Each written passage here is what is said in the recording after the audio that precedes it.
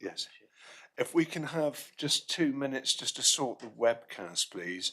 And I've just been asked to remind people that just to be mindful that any questions are related to the budget. And if there's any questions you need to ask thereafter, if you could direct them to the Cabinet member in writing thereafter, be much appreciated. Thank you.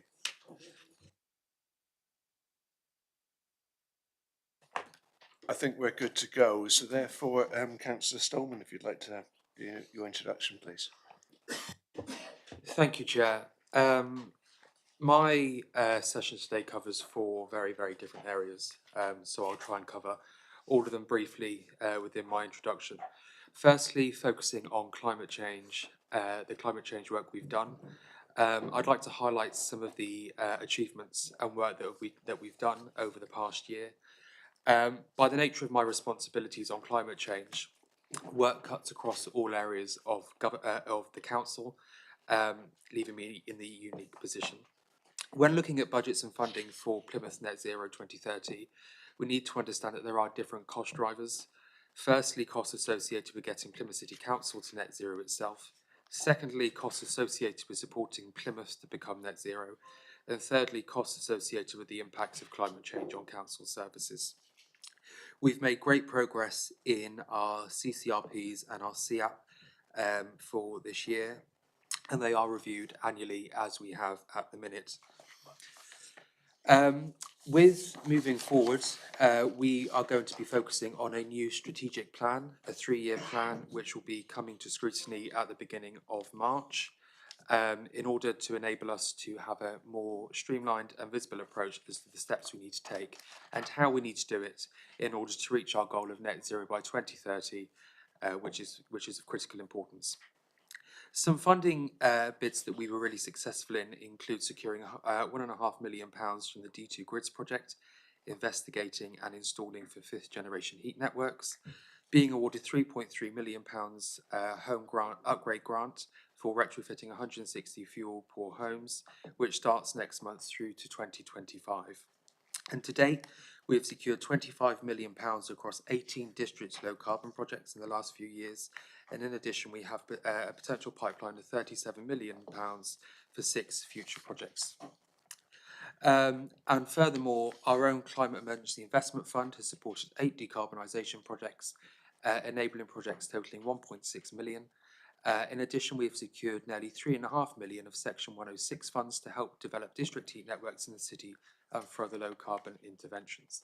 And you can see from the capital programme, there are 48 projects in the capital programme supporting net zero over the next 5 years.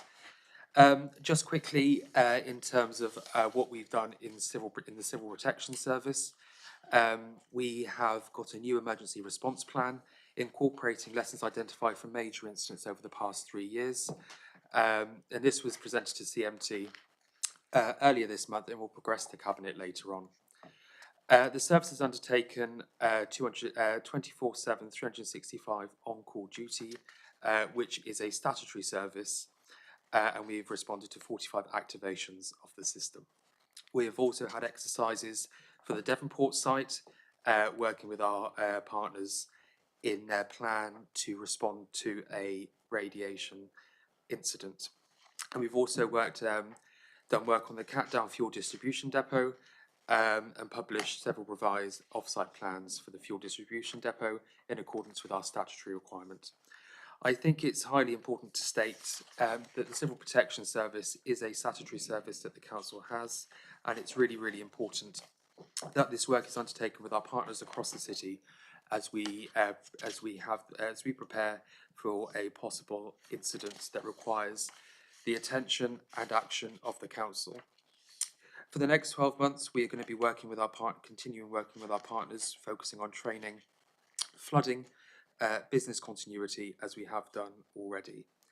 And in terms of the Chief Exec's office, or the areas under which are in my portfolio, we have also very limited scope for budgetary reductions due to the scope and the reach of the need and the statutory requirements of the service.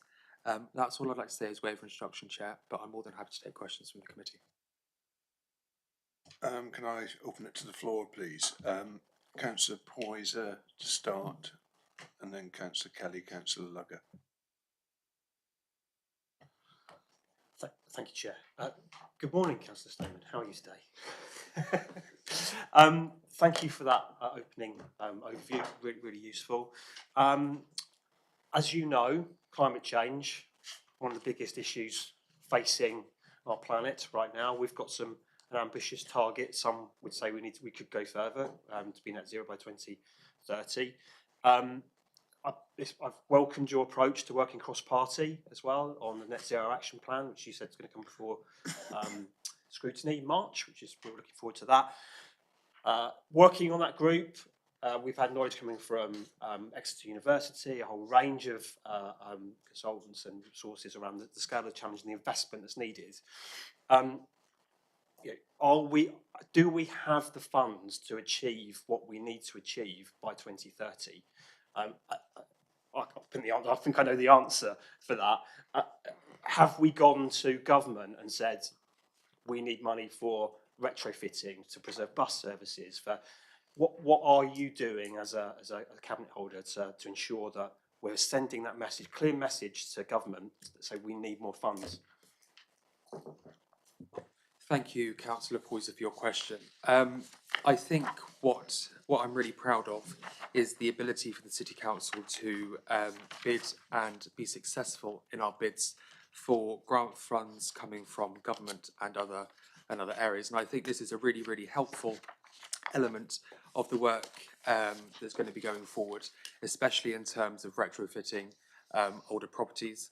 Now, I'm not saying that we shouldn't go further and we can't go further. We can. And I think it's really, really important that we continue on that work, and I will continue on that work to lobby government to make sure that we get the funding that we urgently need in order to reach our really important goal of net zero by 2030. In the capital programme, we have included the Climate Emergency Investment Fund, and the points that are set out in the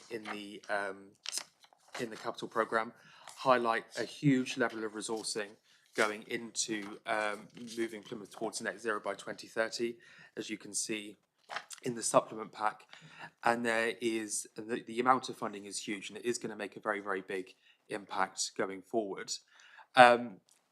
But we are facing the problem of obviously decarbonating transport, and I think that's going to be a big problem going forward. And we need to make sure that we're working towards that goal, and to secure funding pots and lobbying government as and when we can to make sure that we're as active as possible in trying to secure our goal of net zero by 2030. Supplementary. Thank you, Chair. Thank you, Councillor Simon. As you know, this requires cross-party working. It requires cross-departmental working, doesn't it? And all aspects. It's not just the budget solely doesn't sit with you, as you appreciate, but you're the one which is leading on this and having to ensure that we can deliver on our programme. So I suppose it's kind of when we're looking at things like transport, are you working with the other budget holders to ensure that we're preserving public transport and bus services within the city for the future next year? Thank you, Councillor Poyser. Yes, I am working with Councillor Dream very, very closely on transport and how we can work together to decarbonate our transport infrastructure in the city. Councillor Kelly, please. Thank you. I've got a number of questions if I get the opportunity, but the first one, Councillor Stoneman, is with regards to specifically the budget. One on page 34, proposal 6 was to reduce external legal advice. Perhaps you could tell the committee how much was spent on legal advice externally last year, what potential savings you feel could be incorporated safely into the budget when we are in a more sort of litigation culture at the moment, but specifically what will be done? Will it be more in-house legal capacity will be taken on, or will the legal capacity that we've got be empowered to take more in-house judgments rather than relying on very expensive external legal counsel? Thank you for your question, Councillor Kelly. The total legal budget for 23-24 is 1.69 million. But I am going to defer to Giles to give you the in-depth data and finances on that particular point. Thank you, Councillor Stoneman, and thank you, Councillor Kelly, for your question. The amount the council spends on external legal counsel fluctuates quite significantly year to year, not surprisingly, where we have major schemes, for example, or major contracts, particularly where the funding is from elsewhere, that those can have an impact in year. I don't have the figures for last year's external legal advice spend to hand, but I'm more than happy to provide those for you.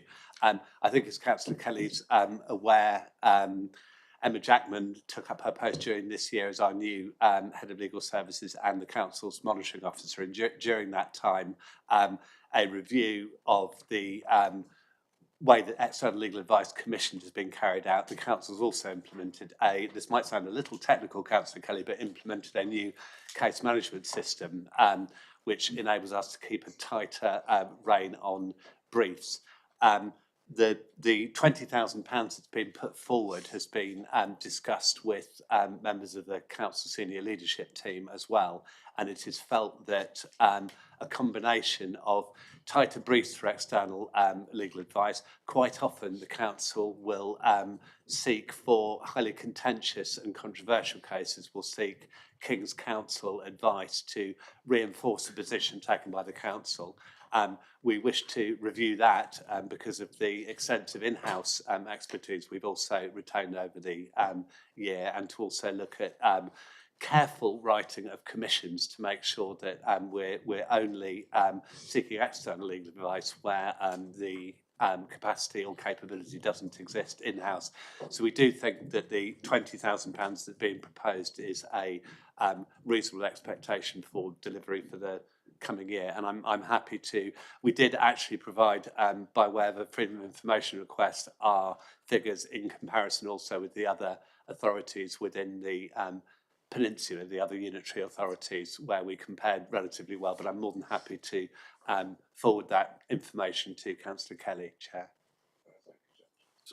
Supplementary follow on that up. point So along, please. let me just understand. So Councillor Stoneman said it was 1.69 million that was spent on legal costs, and you're proposing For clarity, the entire budget for the legal service, including all its external costs and its staffing costs, is 1.690 million. Okay, I was going to say, so 20,000, if that is a major focus point, to me seems a very, very low figure if we're going to try to bring things in-house and really put a focus on cutting down. So when we're talking about the financial prudence of this budget, and clearly there's a £617,000 deficit still to find, would there be more scope to look at, could that saving be far greater with using more in-house? Because to me that seems a very arbitrary small amount if we're really trying to say our own capability is more than resourceful enough to take on a higher level of burden. And if the bar's been raised before we go out externally,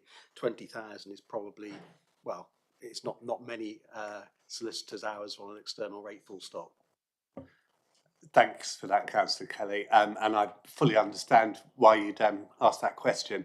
I think underneath the figures, and I think most members of this committee will be aware, that when we report pressures, either through the budget monitoring process or elsewhere, they are pressures that officers working with members have not identified the ability to cover off in year. So for the 22-23 year we're in, the pressures on the legal budget largely generated around the work we do with children's social care, particularly in terms of the legal costs amount from court appearances regarding children in care. We have coped with pressures and overspend pressure on the legal budget of over £600,000 in year this year, not reported as pressures because measures have been taken across my budget in chief execs, but also across the different budget lines in children's services to manage that pressure.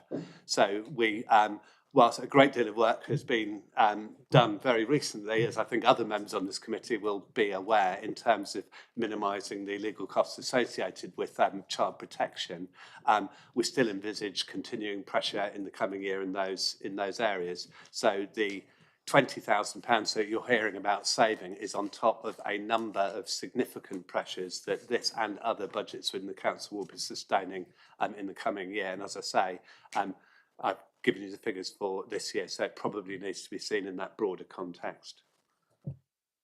Thank you, Giles. Councillor Lugger, please. I crave the committee's indulgence, Chair. Councillor Kelly's already asked my question, but might I add, I am wholly satisfied with the budgetary savings which has been suggested by the panel over. Thank you. Thank you, Councillor Lugger.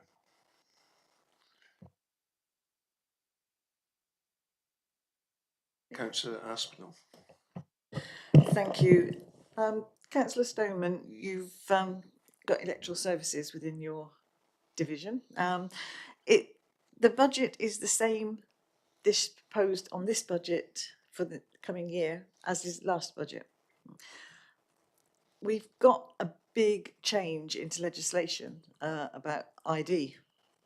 So are you honestly telling me that you'll be able to give all the passes and certified pieces of paper and everything that is needed within that budget, or are you going to put that burden on customer services or a different budget?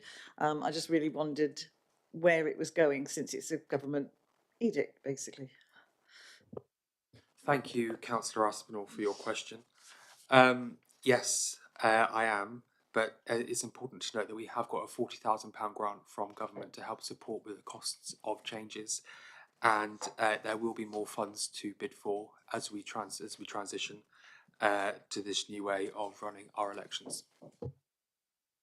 Chair, it might be, briefly, worth mentioning also, this issue did come up at the Audit and Governance Committee last week, and I think there's a suggestion that a group of interested members may wish to take part in our, because there's a tranche of councils with elections in May. They don't include every council in the whole country, so I think all eyes will be on those councils who first deliver an election under the Elections Act provisions, or certainly those that come into play in the coming year.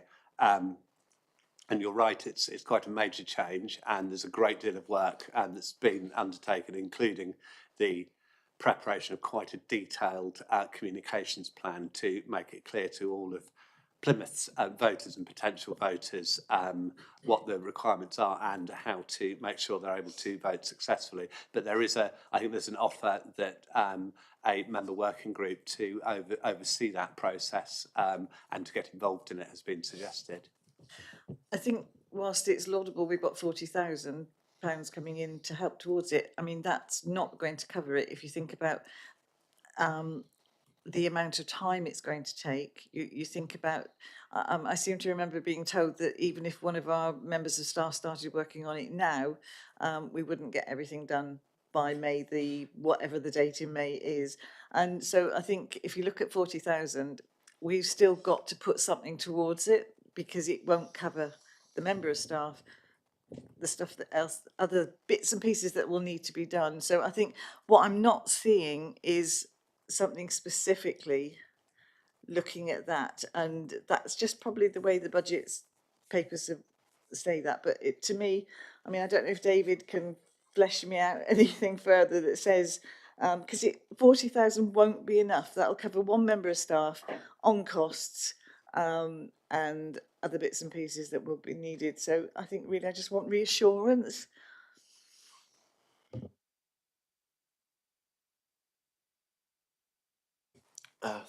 If I can take that one through the chair, I think it's the way that the budget papers don't go right down into that detail in terms of the items that are coming under corporate and brought forward one-offs, etc. But I was just double checking the numbers as we were talking. So conversations have been going on with Charles and the team about every year there's a pressure on the budget and so on. So there is a further allocation that's I will split it down so that the team can see it, of 247,000 for next year. So hopefully what we're trying to do is right size that budget given where we are and the new pressures that are coming forward. So sorry for the lack of clarity. Oh, thank you very much, David. And I think definitely, Chair, that we need to put something on recommendations, because it is an important piece of legislation that's changing and for our citizens, basically. Okay, that will certainly be noted for when we reconcile all the recommendations to take forward. Councillor Lang, please. Actually, Councillor Aspinall has stolen my question. But it does say in the Cabinet paper that came with these papers that the team will be ensuring additional burdens funding from the government will meet the inevitable extra costs. So even if it's more than 40,000, are you saying the government are going to give us that money? So there won't be any additional cost to the council eventually of these changes in the Elections Act? Thank you for your question, Councillor Lang. I am going to pass it to Giles, just so he can give you a bit more of the information on the minute detail. This is a little bit of an unfolding tableau, Councillor Lang. The government has indicated that further tranches of funding will be available to councils as they identify potential extra costs associated with the preparation for these elements of the Elections Act. One of the difficulties is in giving exact figures here. I think all members are aware that the council and the council's returning and registration offices, in the shape of the chief executive, place a great deal of importance around both the accuracy of the register, but also that all those entitled to vote are able to at the elections. So, for example, we've been working on a pretty comprehensive communications plan, and it's very easy to say communications plan, but actually we've looked at census data that's become available very, very recently, obviously from the latest census, around passport and driving licence ownership across different special output areas within the city. We've looked at the numbers of all the groups that we've identified as potentially more likely to be at risk of not having the appropriate ID, and we're focusing our communications very directly at those groups to maximise the impact. We're also, I was going to say very lucky, but it's actually by design that we have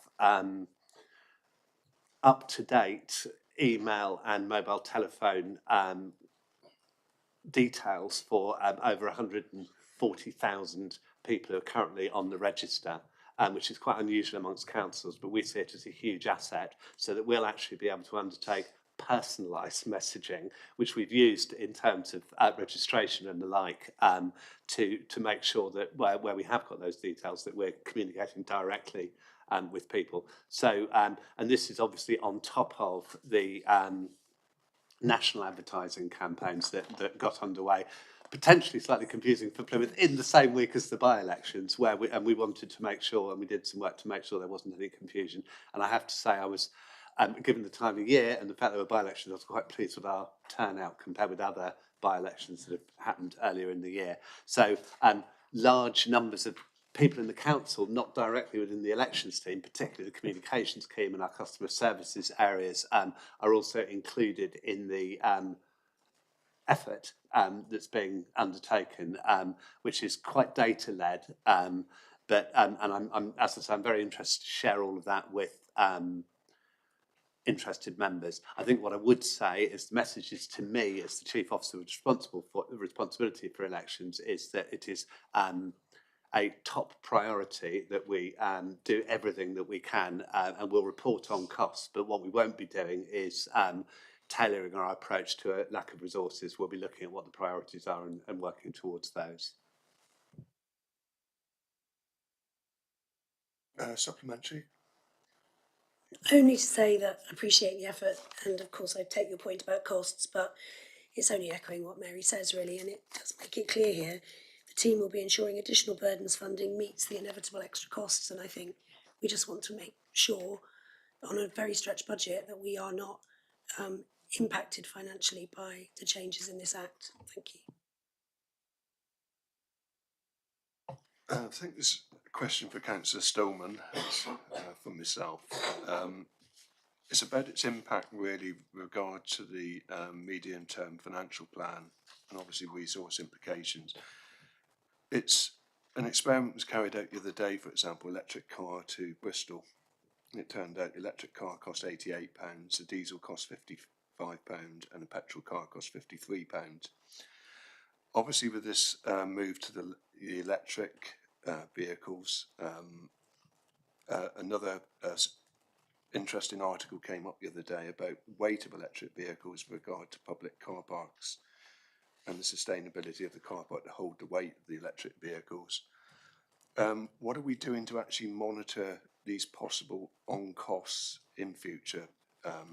That not setting aside obviously battery replacement for vehicles which are quite costly after a period of 5 years. Is there anything built into the plan to actually monitor and form a comparison so that we can keep within our set budgets? Thank you, Councillor Finn, for your question. We must have read the same article because because I've read a similar one. And although electric vehicle charging doesn't fall directly under my portfolio, it is something I am working with Councillor Dreen on. And at my next one-to-one meeting, that is something I am going to be raising with my service directors to ensure that this is going to be looked at and any potential impacts will be looked at. Thank you. Paul.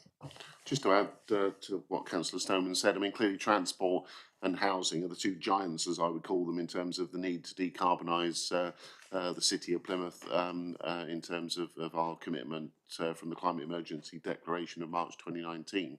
The government have published an EV charging strategy, and there are various elements to that which highlight some of the barriers to use of that infrastructure.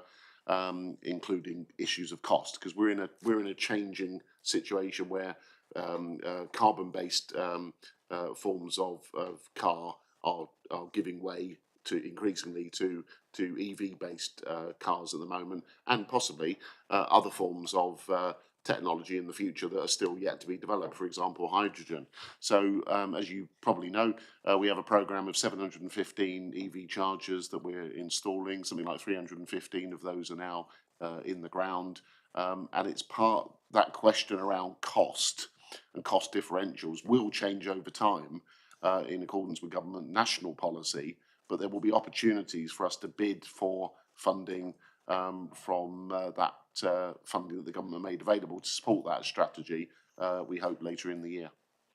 So that issue will be being picked up as part of the whole issue of supporting the transition from petrol and diesel cars to EV cars. Is there any provision within that for the hydrogen model? No, it's an emerging technology, probably better relates to larger format vehicles in terms of heavy goods vehicles, and potentially therefore in the long term our own fleet that we've got in terms of refuse vehicles and those things. There's some pilot studies that are being done, and the strategic director chairs a group of various organisations looking at how we can potentially roll out hydrogen technology, but I think the technology is not at an advanced stage yet where there is a deliverable proposition, but it is something, the role of hydrogen is something we're looking at as part of our wider strategy to get to net zero by 2030. Okay, Anthony. Thank you, Chair. Just to pick up on the hydrogen point, it is very much emerging as an option and opportunity. Paul's absolutely right. It's more suited to HGVs and bigger vehicles as it currently stands. There are some real issues that would need to be addressed in terms of how that gets rolled out in the future. So, for example, we've been talking with Citybus and our own heavy goods usage within the council and potential providers of hydrogen. And they, at this stage, they're saying they couldn't even guarantee supply to us of necessary hydrogen to meet our needs. So there's going to be a real demand and supply conversation that needs to be got into before you even get into the technology. Having said that, in terms of a hydrogen plant, it is a proposal at Langage as part of the Freeport discussion. And I think once you get the first mover principle of something being produced, then you can get into those debates and discussions. In terms of hydrogen vehicles, the cost of them is an unknown because they're not really there in the marketplace at the moment for HGVs. But just to give you a comparator of a electric HGV, which isn't always suitable for a city like Plymouth with lots of hills, etc., etc. The cost of a Dennis Eagle electric refuse truck compared to a traditional truck, the cost of a Dennis Eagle is currently 420,000 against what would be a traditional truck of 190,000. So some real differentials in cost. Having said that, we're waiting for a demo vehicle from Dennis Eagle to come into Plymouth and to test it and to use it as we move forward to have an assessment of its viability and an assessment of its use within the city. So hopefully that gives you some additional information. That's great. Thank you very much for your information. If we move on now, Councillor Coker, please. Thank you, Chair. Good morning. Councillor Stoneman, we talked about the net zero target of 2030 in your opening remarks.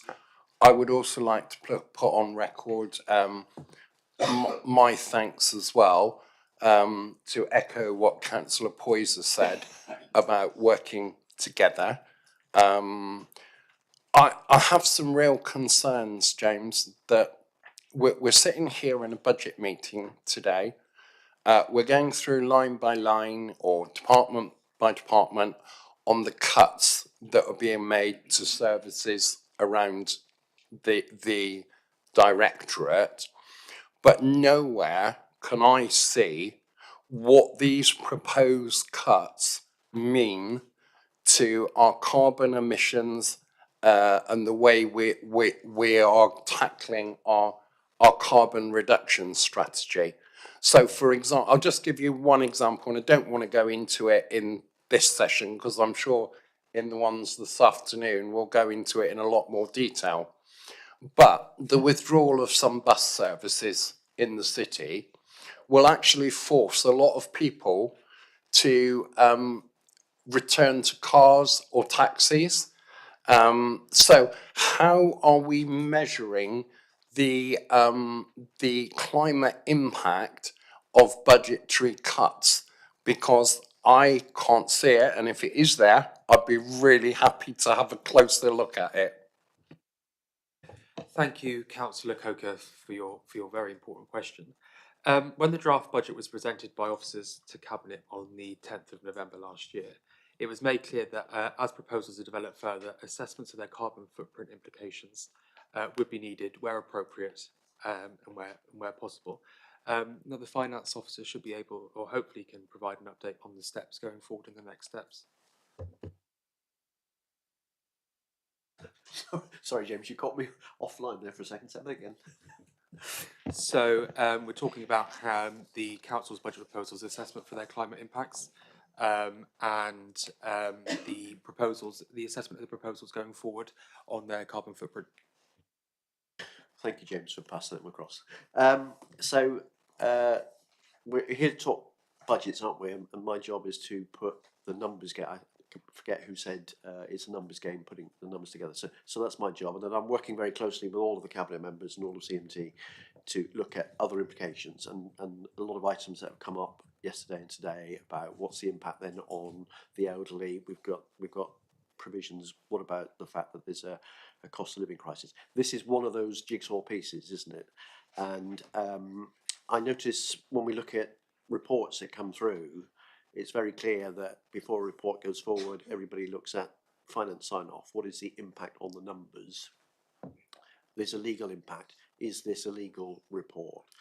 There is a catch-all in there that says, and what is the impact on carbon and reduction plans? And I've just been looking at some of the recent reports which say no impact, no impact. So I think what we need to do, and quite happy to work cross-party with other interested people, is how we strengthen that and make sure that there is consideration given on that one. Hope that answers the question, or partly. Councillor Coker's not looking as if. Yeah, sorry, just very quickly. When the proposed budget goes to full council in February, it'll be ensured that there will be a climate statement to go alongside a solid and robust climate statement, so we can see full picture the impacts of the budget on our carbon emissions. Chair, I've got to say I'm disappointed that I am. We've been talking about this ever since we launched a climate emergency in 2019. We started when we were in power started to produce climate impact assessments when we were making decisions. What I find, yes, David, I agree with you, budgetary, the impact on certain areas, but how can we be serious when we're talking about a carbon reduction net zero strategy of 2030? We're in 2023 already. We've got massive budget proposal cuts in this to all areas of services, and yet we cannot say what impact that is going to have on major strategic nature to get to 2030. I'm not going to go on about it, but I think the committee would agree with me that we're in a position that we shouldn't be in.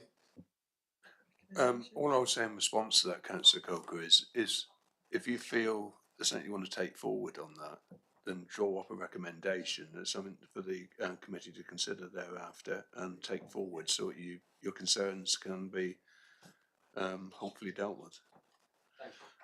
No, Councillor Lowry next, please. I'll be brief, Chair. We've already discussed electric vehicles, and you'll probably be aware, James, that I have such a thing, and sometimes it's quite a challenge to find an appropriate charger to assist me in recharging the car. And given more and more people are likely to be purchasing electric vehicles, hopefully moving forward, and we have an awful lot of opportunities to influence behaviour set, particularly given the fact that we've got a capital programme next year in excess of £200 million, hotels, business parks, homes, so on and so forth. Would you be prepared to consider some form of policy intervention where we dictate that whenever a new development comes forward, that it must provide, I say some form, or a considerable form of EV charging moving forward? Because sadly, we are building homes without the provision for EV charging. We are allowing hotels to come online with one or two chargers. You know, in a 10 years' time, we're all supposed to be going with an electric vehicle. So God knows we're all going to get to this 2 chargers. There's going to be a bloody great queue. So would you consider some form of policy intervention, either through the planning department or as the council, to insist that actually, as developments come forward, be it on our own land with a principal developer or others, that we make the provision of EV chargers a sort of policy demand? Thank you for your question, Councillor Larry. We've already voted it through Council in the form of our climate emergency planning statement, which sits alongside our joint local plan. That was passed unanimously through Council in November, and it sets out stricter requirements for there to be an inclusion of sustainable and green ways of transport, such as electric vehicle charging points being included in future developments, and that is all part of as a system that members can use on the planning committee, as well as officers can use when determining the outcome of a planning application. You sadly set yourself up here now, because that may well happen, James, in a policy world, but it's not happening materially on the ground. So developments are coming forward, or developments have been approved that do not include the requirement for EV charging points, or if they do on occasions, they are not adequate. There's only 1 or 2, which is not going to address the long-term needs. So we'll move on from that point, but within the budget, there is no provision within this budget in the capital programme, and you say it's not in your department and it's in Jonathan's, which it may well be, but having still referred to the capital programme, I think I heard Paul Barnard saying there's no money in the capital programme because it had come forward via the government via some grant instead of being specifically in the capital programme. Is that the case, please? No, I didn't say that. I said that there are a series of projects in the capital programme that are consistent with our ambitions for net zero by 2030. So there's a number of projects under that heading, which add up to a significant 60 odd million sum. The scale of the challenge has been estimated by the University of Exeter's research into the what Plymouth would need to do to meet that net zero climate emergency declaration commitment of something in the order of 1.5 billion to meet that requirement. Clearly, that is way beyond the scale of the resources available to the City Council at the time of the declaration, let alone now or going forward. What that necessitates, therefore, is the maximisation of grants, including that EV infrastructure grant that I mentioned, and other grants, some of which Councillor Stoneman mentioned, as well as using the planning system to ensure that developments that are coming forward, not just housing developments, but other developments, are as consistent with that net zero objective as possible. If there are examples that that the committee wants us to look at in terms of schemes coming forward, which may predate, of course, the climate emergency statement, because clearly we could not retrospectively apply that policy. We put that policy in place ahead of the next joint local plan review so that we could start pushing developers to make those provisions for all the reasons that Councillor Lowry quite rightly mentions. But clearly we could not apply that policy retrospectively to consents that had already been granted. If there are particular examples where Councillor Lowry suggests that the policy is not being applied, which I think was the thrust of his point, very happy to look at those, Chair, in terms of if there are reasons why sufficient provision of EV chargers and or other requirements of the climate emergency statement were not being implemented. Very happy to do that. Thank you for that. Thank you. Before I ask my question, just to pick up on what we discussed yesterday and what Councillor Coker has mentioned, it is most disappointing, Councillor Stoneman, that you've been given a specific cabinet responsibility that's just since been added to with regards to governance, but it was specifically climate change. Yet the majority of the papers that are coming forward, and especially in today's or the next couple of days budget sessions, there are some severe policy changes that have a profound impact on the green credentials of our city and our strategic mission to try to cut carbon and be neutral by 2030, which are not evaluated in any way sense, not from a monetary point of view, but from a knock-on effect. So every action has an effect. And clearly, some of these in here are very profound that are anti-green. But my question is the use of the questionnaire to which 307 people responded. On page 25, one of them was with regards to the Lord Mayoralty, and it says, review Lord Mayor's events and streamline resources, a saving of 30,000. Could you just sort of elaborate what that streamlining and resources looks like in practical terms? Because Plymouth is one of a number of cities that have been bestowed Lord Mayor status. It is very prominent. Used correctly, it's an asset to our city and our branding. And I'm just concerned about what implications that might lead to. Thank you for your question, Councillor Kelly. The revised budget approach to the Lord Mayor's office includes the following. So, a revised approach to the delivery of Lord Mayor's Day, a reduction in the Lord Mayor's hospitality budget, fewer out-of-hours functions attended by mace bearers, and review arrangements for regularity of aldermen and women's ceremonies and insignia.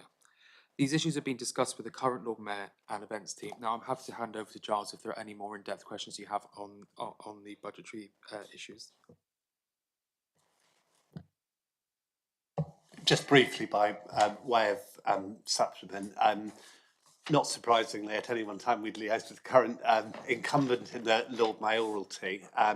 One of the priorities has been not in any way to reduce the amount of community activity that Lord Mayor undertakes. Where we've been advised the best focus is on some of the more expensive and more grace and favour events that are undertaken that don't have a real resonance with communities of Plymouth, and actually to increase the amount of time that the Lord Mayoralty spends in those areas. So there's no proposal to reduce the amount of exposure, much more to look at how the Lord Mayoralty, along with every other part of this council, given that it's discretionary and not statutory, should make its contribution towards some of the financial challenges that we currently face. Thank you for clarifying that. Supplementary with regards to the questionnaire, use of the questionnaire, we're going down to savings of £20,000-30,000.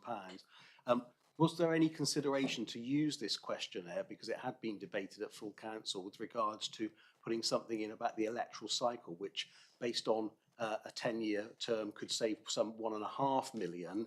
I appreciate that there's further meetings, but it would have been an ideal opportunity to do a temperature check of what the public might have thought about streamlining.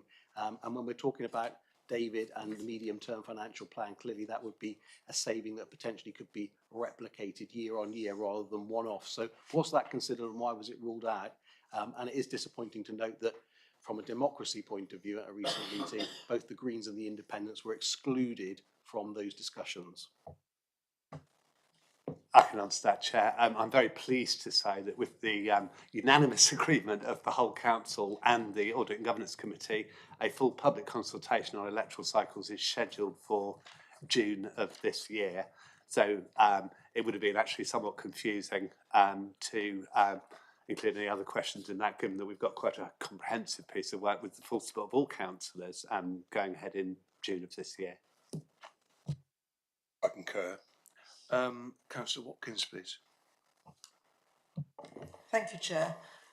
Councillor Stoneman, in your initial statement, you said there was £73 million available or in pipeline. Could you say, sorry, 37 million, not, could you just outline what those projects are? Chair, as a point of order, they're in the cabinet supplement paper, page three basically, and there is about 50 of them, 48 or 48 of them. So I'd refer the councillor to that page, please.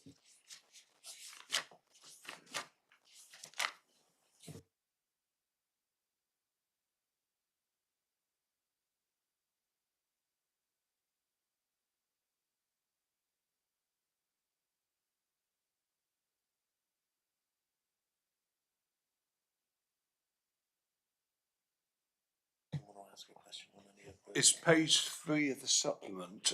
Does Councillor Watkins want to refer to any aspect of that document?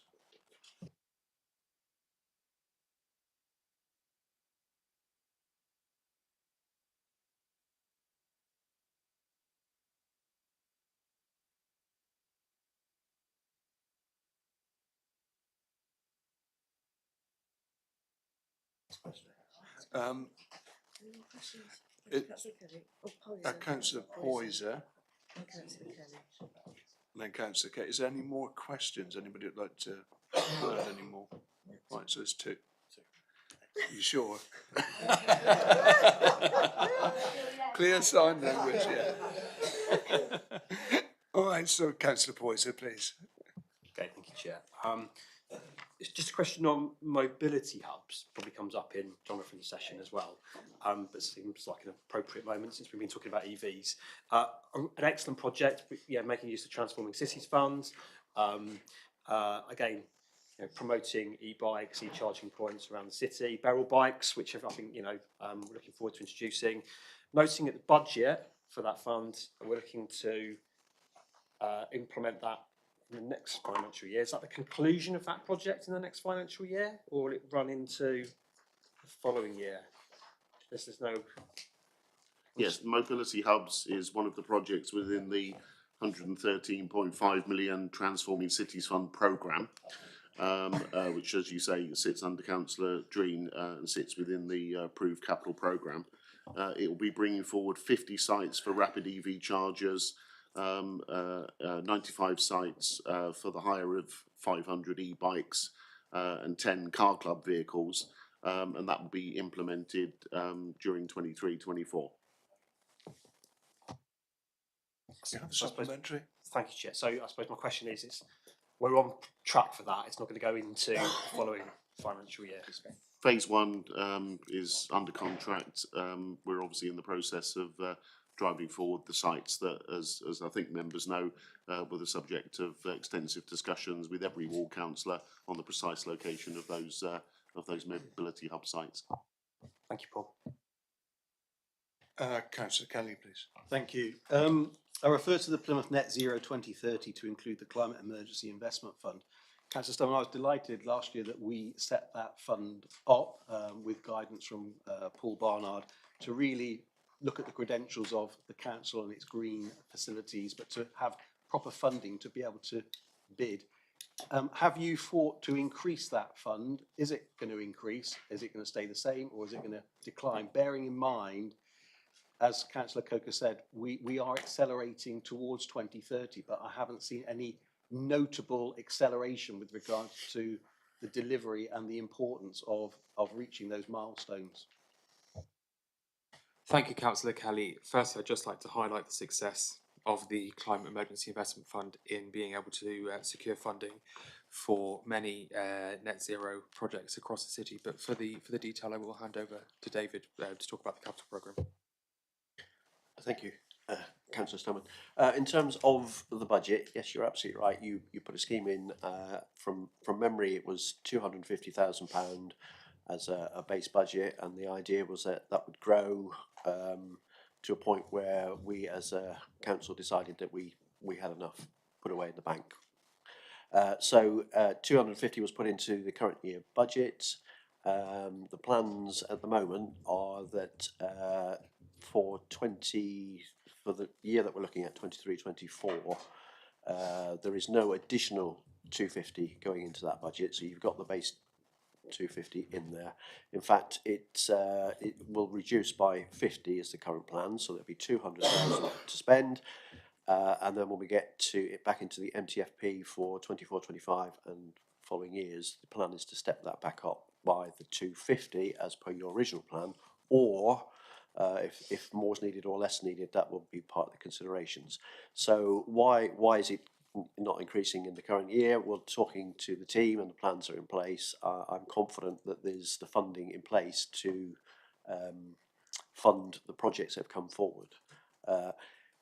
As we do with the whole capital programme, Councillor Kelly, as you know, we take it all on a business case scenario anyway. So if something suddenly came forward as a new plan, then that would be considered. David, I really appreciate your honesty in your straightforward answer. But so just in summary, 250 was put in. It's now going to be reduced by 50 to 200. It's really just to get it out in the open with regards to what we're looking at and the green credentials and the importance that clearly, for me personally, that sends quite a powerful message that the climate and the green agenda is not the strategy and interwoven to the extent that we thought it should or would be. I appreciate we can all talk about unprecedented times, but that was sort of seed funding to be built on, and we had difficult times last year rather than a reduction. But at least we know where we stand there. Thank you. Councillor Aspinall, please. Thank you, Chair. Civil Protection Unit. I'm sure you won't be surprised, since I'm a member for Sutton Mount Gold, that we have quite an active area down in our peninsula. And I'm sure Paul remembers the scrutiny we did on it many years ago about the dangers that could happen. Hazardous rich, I've heard it described as. So really, it's not the only site, obviously, in Plymouth, and we, being a port, we have more concerns coming in. So I notice there's no change in the budget for this year.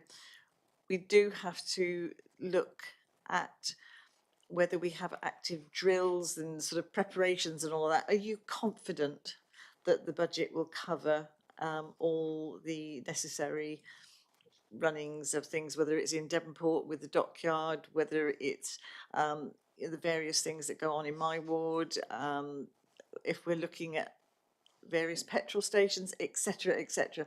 Are we confident that that budget is going to be sufficient to keep Plymouth safe? Thank you, Councillor Aspinall, for your question. Yes, I am confident that the budget for the next financial year will. I think it's important to note that from April to December, cost recovery figures have been £108,000. But it is important to note this has been an extraordinary year, and we're expecting it to be in the region of about 40,000 this year, for the next financial year. So I think that with the work of the team and working with our partners and statutory partners across the city, and the statutory role in which the Civil Protection Service plays in the city, I am confident that £175,000 will be the perfect budget for the department. And does your aspect of decarbonisation, etc., does that sort of come into that role as well, and making sure that all of these sites are working actively to reduce their carbon emissions, etc.? Will that come into that? I think one of the approaches that we're trying to take with the new net zero action plan is a more strategic approach and a 3-year time horizon that includes working with obviously major industry and businesses in the city to encourage them to develop their own zero carbon action plans, and where appropriate to collaborate on projects of mutual interest. So I can't say, I would need to check with the team whether we've had any specific discussions with the various businesses in the Catdown Peninsula, but I'm sure they will have their own plans and commitments as organisations around the net zero agenda, but it's certainly something we can facilitate some discussions on. Thank you, Paul. Thank you, Councillor Stoneman. We have no more names on the list, so I think it's therefore the right time to bring this to a close. Just to say thank you from the committee, Councillor Coleman and the team, for your presentation. It's much appreciated and very informative. Thank you very much. Take care. We have a adjournment now until 12 o'clock for a refreshment.